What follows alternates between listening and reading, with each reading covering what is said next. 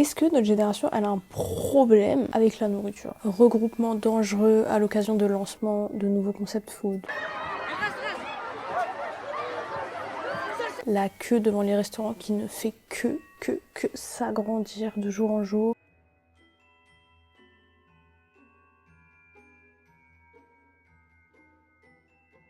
L'excès qui est mis en avant par les contenus qu'on voit sur les réseaux sociaux. Mais regardez-moi la taille du crousti s'il vous plaît. Je vais rajouter de la sauce.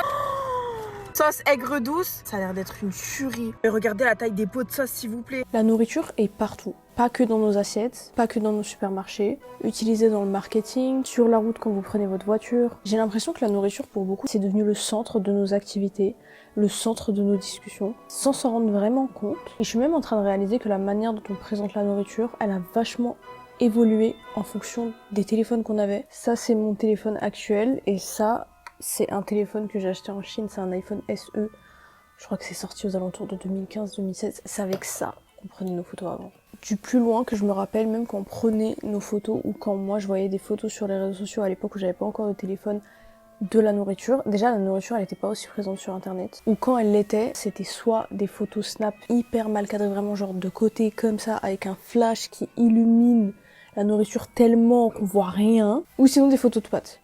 Ou de pâtisserie. Et en fait, je me rends compte de la manière dont on voit la nourriture sur internet. Elle a vachement évolué en fonction de nos téléphones en fait. Maintenant, nos écrans ils sont beaucoup plus grands, il y a beaucoup plus de lumière, il y a beaucoup plus de définition, il y a beaucoup plus de couleurs. Et par conséquent, les photos ont besoin d'être de meilleure qualité, les photos ont besoin d'être encore plus appétissantes. J'ai même l'impression que maintenant les recettes, elles sont réfléchies en fonction de ce qui pourrait être appétissant vu d'un écran.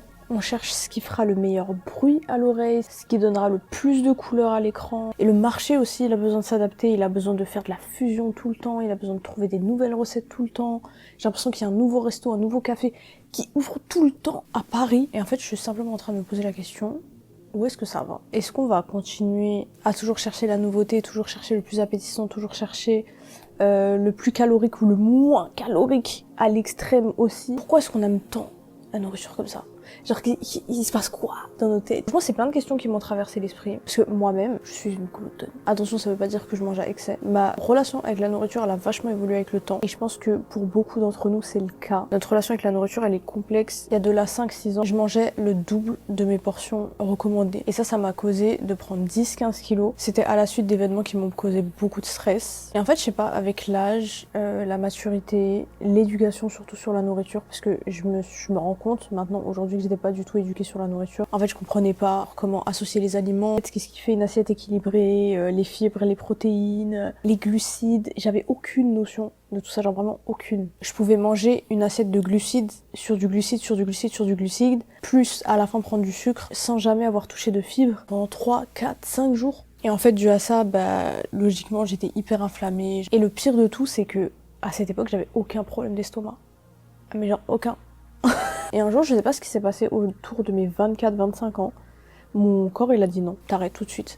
Quand je dis tout ce que je mangeais, ça me donnait envie de vomir. Tout ce que j'avais l'habitude de manger à l'époque, ça me donnait envie de vomir. Je me souviens, ça s'est déclenché quand j'habitais en Corée du Sud. Là où la fast-food est hyper accessible. Voilà, vous pouvez manger des ramen à n'importe quelle heure de la journée et de la nuit. Et du coup, en fait, ça m'a mis une patate telle que j'ai dû m'éduquer et j'ai dû éduquer mon estomac à bien manger en fait. Et donc voilà, en fait ça a été un long chemin où j'ai dû réapprendre à composer une assiette avec les bonnes choses et je vous jure que c'est pour le mieux. Et je pense que c'est surtout ça le secret de la bonne santé, c'est vraiment de comprendre quoi manger, à quel moment et pas en excès. Et je sais que la nourriture c'est un sujet qui fâche sur internet, autant c'est partout, autant quand on veut en parler en profondeur, vraiment de manière éducative. Je sais que ça, entre les mauvais conseils qui sont donnés, entre les TCA, donc les troubles du comportement alimentaire que ça peut causer chez certaines personnes. Je sais que c'est un sujet touchy. J'en avais parlé vivement dans un TikTok où j'avais dit que genre j'avais découvert que j'étais intolérante au gluten, que j'avais de l'inflammation de tous les côtés à cause de ce que je mangeais d'habitude et du coup j'ai appris à me rééduquer et je montrais mes assiettes. Et c'est pour ça que je suis très contente de vous parler du partenaire de cette vidéo qui est HelloFresh. Grâce à HelloFresh, je peux commander des plats avec des recettes variées, ça me permet de découvrir des nouvelles associations d'ingrédients auxquels j'aurais probablement pas pensé toute seule. Moi je reçois après les ingrédients tout frais et je reçois la recette qui va avec et j'ai juste à suivre les étapes de la recette et cuisiner. Et comme c'est quelque chose qui n'est pas déjà cuisiné, vous pouvez même rajouter un petit peu votre sauce. Si moi par exemple j'aime les choses un peu plus épicées, je peux rajouter un peu de piment. Je peux rajouter en fait les épices qui me font plaisir, les légumes et les toppings par-dessus qui me font plaisir si j'en ai déjà à la maison et que j'ai pas envie de gaspiller. En fait c'est pas comme si vous commandiez un burger et vous avez pas le choix, vous mangez le burger. Alors c'est vraiment modulable. En ce moment avec l'été et la canicule, je pense que comme beaucoup, j'ai moins d'appétit. Déjà aller faire les marchés, enfin non. Et puis on a envie de choses fraîches, de choses rafraîchissantes. Donc par exemple, je me dirige vers beaucoup de recettes fraîches comme celle-ci. Quand j'ai envie de quelque chose d'un peu plus gourmand, je pars par exemple sur cette recette. Si vous avez envie de tester HelloFresh, vous avez jusqu'à moins 85 € de réduction en ce moment sur vos premières box. Aussi l'apéro qui est offert, donc avec la période estivale c'est parfait. Toutes les informations et le lien sont en barre d'infos. Continuons la vidéo.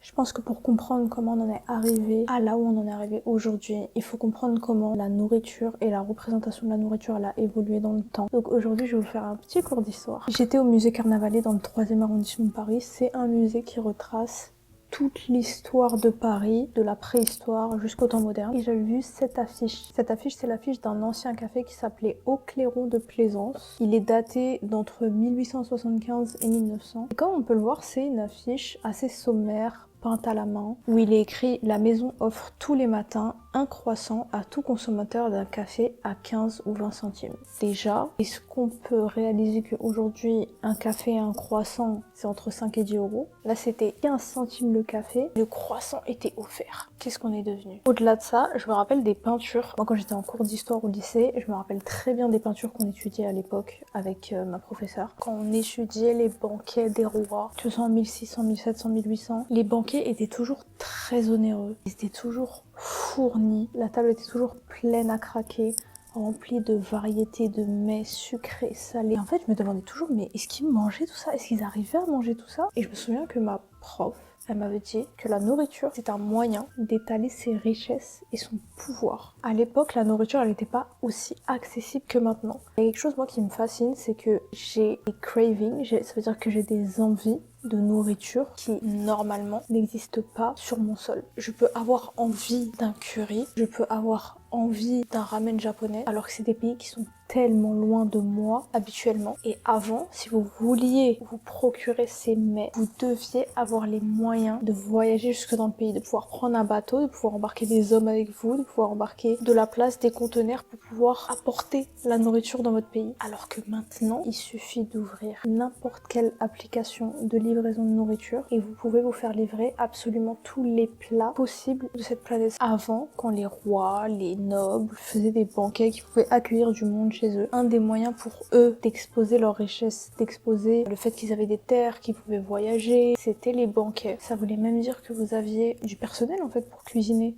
tous ces plats. Les banquets, c'était plus que juste manger, en fait. C'était un enjeu politique, économique, social même, d'exister en société, de montrer ses richesses. Tous ces petits indices-là avec lesquels j'ai grandi et que j'ai étudié même à l'époque et que j'ai pu observer dans les musées, me montrent qu'il y a une évolution dans la manière dont on perçoit, dont on a perçu, et dont on continue de percevoir la nourriture. Donc on va faire une petite chronologie, quoi. On va un peu commencer par les temps modernes parce que, avant ça, la nourriture, c'était quelque chose de très primaire, de très essentiel plutôt à la survie. Se nourrir, c'était pour ne pas mourir. Voilà. C'était une question de vie ou de mort. On va venir à l'époque où là, ça devient intéressant parce qu'on voit un énorme changement. Parce que avant ça, la nourriture, c'était producteur, vendeur, acheteur. C'était beaucoup de bouche à oreille. C'était beaucoup de j'ai besoin de laitue, je vais chez le fermier. J'ai besoin d'une tranche de bœuf, je vais chez le boucher. On allait à la source, en fait, de chacun des ingrédients qu'on cherchait pour pouvoir cuisiner un plat ou pour pouvoir tout simplement se nourrir. Et là où il y a eu un énorme changement, c'est avec la révolution industrielle, bien évidemment. Donc à la fin du 19e siècle,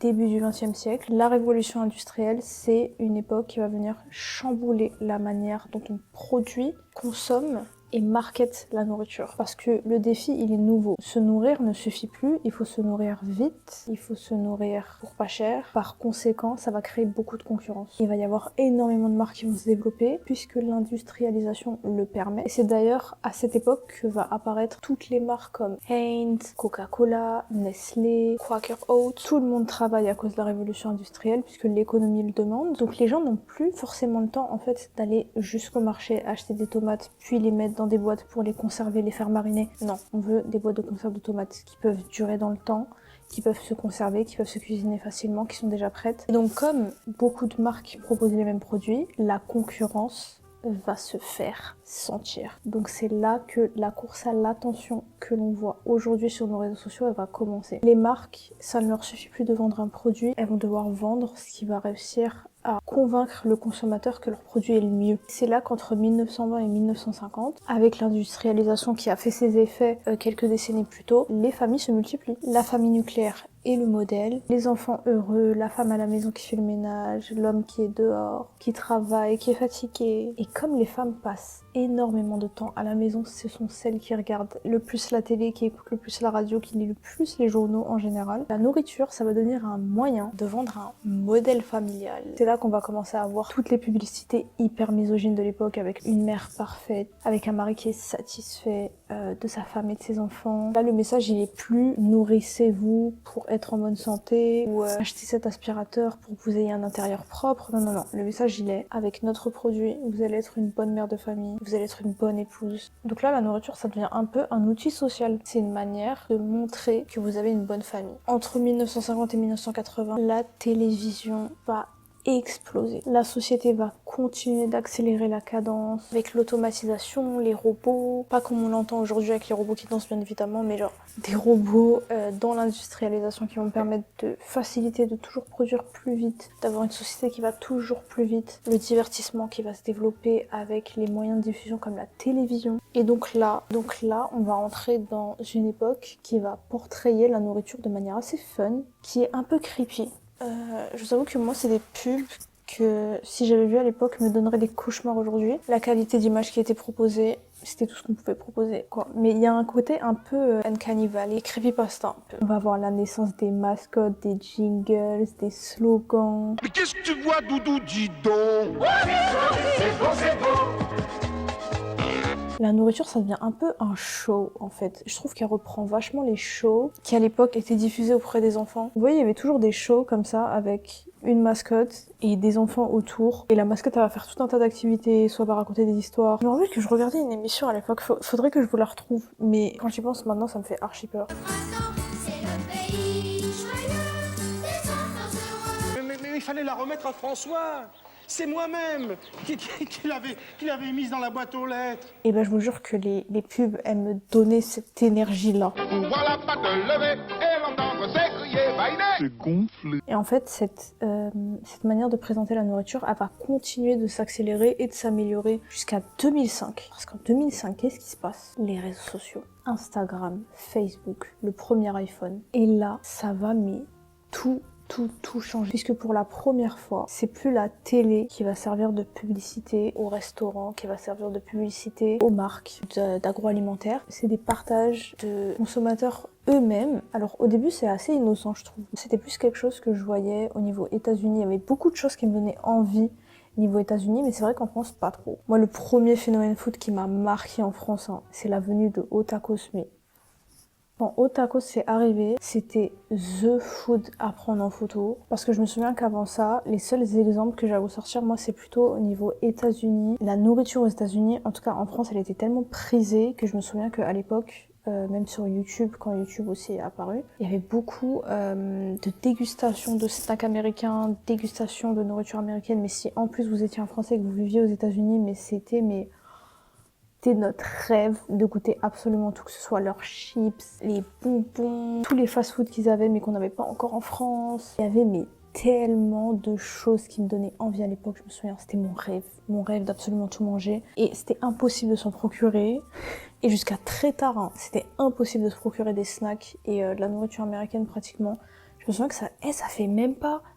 Carrément, j'ai envie de vous dire, j'ai l'impression que ça a mis tellement de temps à venir que les produits américains, ils sont devenus accessibles en France en même temps que les produits coréens, quoi. Alors que la tendance au niveau des produits coréens, de la nourriture coréenne, c'est vraiment venu 10-15 ans après. Et pour autant, tous les magasins qu'il y a autour des snacks et de la nourriture américaine, c'est venu mais récemment. On est vu récemment arriver à Châtelet, à La Défense. Du coup, je disais, moi en tout cas, les débuts des réseaux sociaux, c'est les premiers souvenirs que j'ai de la nourriture. La photographie sur Instagram, elle a évolué aussi parce que les iPhones, ils ont changé, comme je vous le disais au début. On est passé vraiment de tout petits téléphones avec une luminosité, des couleurs, de la saturation qui était beaucoup moins présente que sur nos téléphones d'aujourd'hui. Les écrans sont gigantesques avec la naissance des hashtags food, food porn. Il y a eu aussi la naissance des mukbangs. Les mukbangs, c'est un phénomène coréen qui est né au début des années 2000. C'était en général un format de vidéo qui se faisait exclusivement sur Africa TV. Alors Africa TV, c'est le même principe que Twitch, mais en Corée du Sud. Je pense que c'est une plateforme de live qui est beaucoup plus utilisée en Asie que ici. Même moi, à l'époque, j'étais confuse quand je suis allée vivre en Corée et que j'ai entendu Africa TV. J'étais mais c'est quoi ça? Comment ça, Africa TV? Genre, ils ont des chaînes africaines ici, genre? Mais non, pas du tout, c'est Twitch. Et je sais pas pourquoi ça s'appelle Africa TV d'ailleurs. Alors, mukbang, ça vient du mot mokta, qui veut dire manger. Et bang, ça vient du mot bangsong, qui veut dire émission, diffusion. Et vous allez voir ce phénomène, alors je pense qu'il était un peu en avance sur son temps, puisque aujourd'hui je pense qu'il reflète beaucoup tout le contenu qu'on a autour de la nourriture et le phénomène autour de la nourriture. Alors comme je vous le disais, c'est un format qui est né au début des années 2000 en Corée du Sud, et avec la venue des premières applications de diffusion, en l'occurrence Africa TV, vous allumez votre caméra au moment du repas, vous prenez votre plat, vous vous mettez devant votre caméra et vous mangez en live avec des personnes qui vont commenter, avec qui vous allez discuter. Au début, je pense que c'était juste un moment de partage en fait pour les personnes qui mangeaient seules, parce que en Corée du Sud, la solitude est un problème. Et donc la plupart du temps, les gens sont seuls en fait. Quand toute votre vie elle est concentrée autour de votre travail, vous avez rarement du temps pour faire des amis, pour avoir des activités, avoir une third place. La plupart du temps que vous avez de libre, vous la passez seul. Donc pour passer ce temps seul, il y a beaucoup de Coréens à l'époque qui ont la bonne idée de tout simplement se mettre devant une caméra et manger avec des gens en ligne, quoi, histoire de pas être trop seul. Et donc en fait, petit à petit, ce moment de partage il s'est développé. Moi je pense que c'est la qualité de diffusion en live qui a fait développer petit à petit la manière dont on mange devant une caméra. Il y a un peu ce truc de faire le plus de bruit possible déjà. Alors je sais qu'il y a beaucoup de personnes qui adorent ça, qui adorent les bruits. Il y en a qui détestent. Moi je sais pas. Parce que des fois j'aime pas, des fois j'aime bien. En plus des bruits, les quantités s'il vous plaît. Les quantités ont aussi évolué avec le temps. Je suis désolée mais il y a un espèce de challenge à qui va manger le plus de quantité en live. Alors ça a donné naissance à des vidéos très drôles, dont cette vidéo qui était sortie il y a quelques années. Je sais pas si vous vous souvenez de cet extrait de live où il y a un jeune homme qui a mis du fromage dans une fontaine à chocolat. Et le fromage, ça colle en fait. Plus on avance dans les années, plus les challenges ils sont de plus en plus fous, de plus en plus poussés, de plus en plus extrêmes, avec des quantités de plus en plus extrêmes, des aliments de plus en plus extrêmes. En fait, désolé, mais des fois il y a des trucs, je suis en mode, mais des gens qui ingurgitent des quantités par exemple de cire, de terre cuite, et tout ça parce que le bruit au niveau du croquant, il va être satisfaisant. Et en fait, encore une fois, je peux comprendre. Je vous jure, je peux comprendre. Mais je pense qu'il y a des limites et je pense que l'humain, il a des limites. Et il y en a beaucoup qui sont finis à l'hôpital. Et avant de voir un petit peu comment le phénomène il est aujourd'hui, on va parler de la dernière étape de cette frise chronologique, aka les vidéos intelligence artificielle. Alors pour ce chapitre, je vais pas parler de Skibidi Tentafri. Je me suis laissée avoir, pas dans le sens où je me suis laissée duper ou genre j'ai cru que c'était vrai, mais je me suis laissée avoir par la satisfaction que me procuraient certains contenus AI de nourriture. Alors, j'ai jamais demandé à ce que ça vienne dans ma For You page, d'accord? J'ai jamais demandé à consommer ce genre de contenu. C'est tombé un jour dans ma For You page et ça m'a fascinée. L'intelligence artificielle, elle a rendu possible des contenus qui étaient impossibles parce que qui va aller consommer du verre? La Gen Z, comment elle consommait la nourriture à l'époque sur internet, c'était vraiment au travers de photos fast-food et junk food. En fait, je me souviens qu'à l'époque, c'était carrément cool et un peu glamour de poser avec de la fast-food et de la junk food. Les stars, à l'époque, elles mettaient vachement en avant la junk food. En fait, quand on voit qu'on est passé de ça à ça, on peut se demander qu'est-ce qui s'est passé en 10-15 ans. Est-ce qu'on cherche à être en meilleure santé? Est-ce qu'on revient à la source? Est-ce que la nourriture brute est devenue le nouveau statut d'aujourd'hui? Autant que la junk food à l'époque était un statut social de j'ai les moyens de m'acheter, d'aller chez le McDo, de pas cuisiner chez moi. Est-ce que maintenant, avoir des aliments bruts et avoir des aliments frais et bio, c'est devenu le nouveau statut?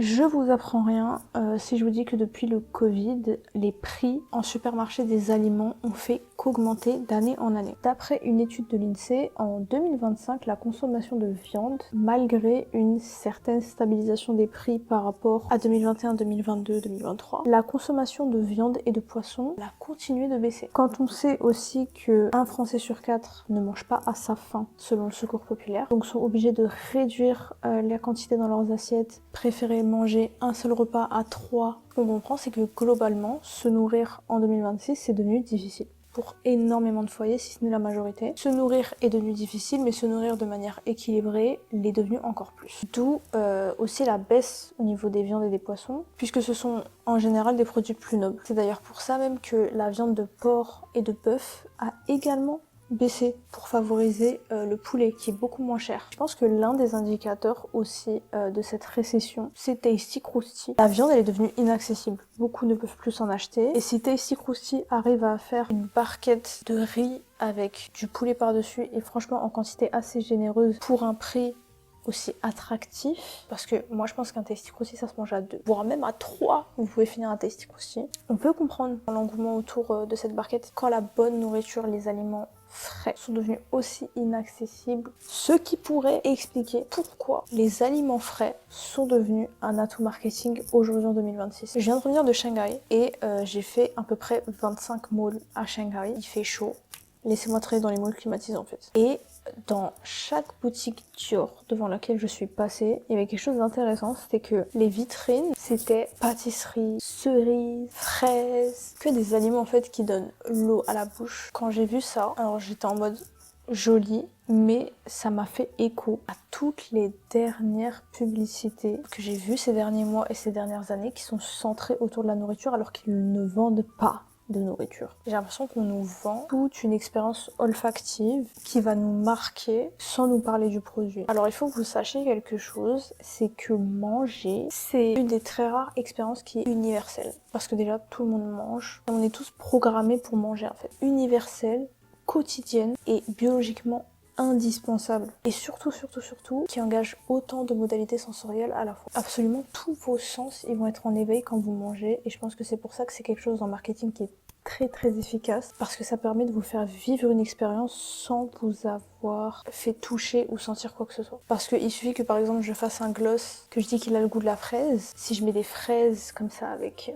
de l'eau qui coule, qu'elles sont hyper brillantes, pour vous ça va être un indicateur du fait que ça va sentir bon la fraise. Pourquoi ? Parce que notre odorat il nous dit beaucoup de choses. Il est capable de vous dire si quelque chose il est périmé ou pas. Et parfois vous pouvez sur certains aliments dépasser les dates de péremption en fonction de ce que vous sentez et de ce que vous voyez aussi. S'il n'y a aucune trace que à l'odeur, il n'y a pas d'odeur bizarre, en général vous pouvez consommer encore. Au-delà de ça, ça voudrait dire quoi ? Ça voudrait dire que votre cerveau, il n'arrive pas à faire la différence si je vous mets une fraise qui est hyper juteuse, qui est hyper brillante, qui est hyper jolie à côté d'un gloss. Carrément c'est un indicateur de bonne qualité. Oui mais là la fraise, elle a l'air d'être appétissante. Donc automatiquement, le gloss qui est à côté, vous l'associez à ça. En fait. D'associer un produit à un aliment, ça joue sur tous vos sens. Du moment que ça dépasse pas le côté gaspillage, grande quantité inutile et tout, je peux comprendre que genre la nourriture, c'est la chose vraiment qui rassemble tout le monde. Vous pouvez pas critiquer quelqu'un qui a mis un faux gâteau à côté d'une paire de chaussures en fait. C'est mignon, ça donne faim.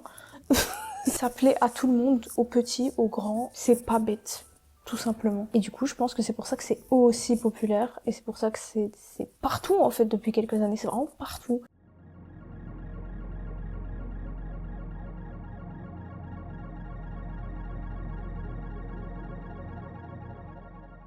Et pour revenir à tous les phénomènes food, toutes les trends autour de la nourriture, toutes les récentes ouvertures de snacks, de pâtisseries, de gens qui font la queue pendant des heures pour pouvoir déguster un aliment qui va être trendy ou une recette qui va être trendy. Je pense que ça rejoint tout ce que je vous disais en fait dans le marketing, c'est juste qu'en fait ça joue sur une corde qui vraiment va tous nous faire péter une durite.